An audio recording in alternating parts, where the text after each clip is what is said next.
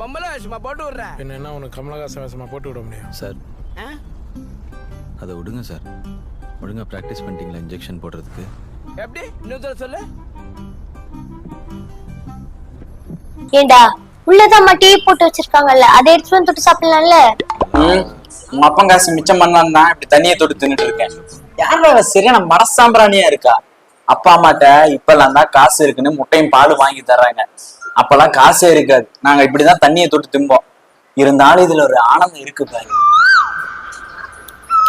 என்ன பிளாஷ்பேக்கா?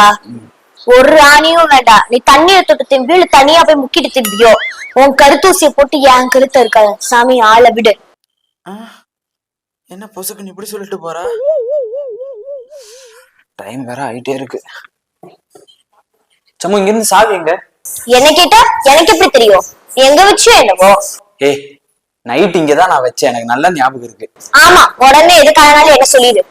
நைட்டு வச்ச சாவியே காணோம். கால் முளைச்சு போயிருச்சா இல்ல மறைஞ்சு போயிருச்சா? சரி சரி கத்தாத, வா போய் தேடலாம்.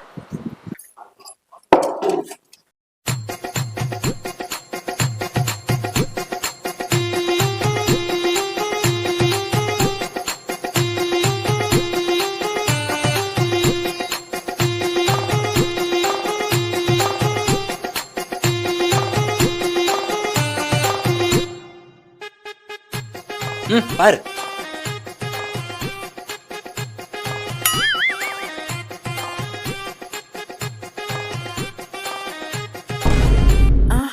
சாவி எப்பறம் இங்க வந்தது?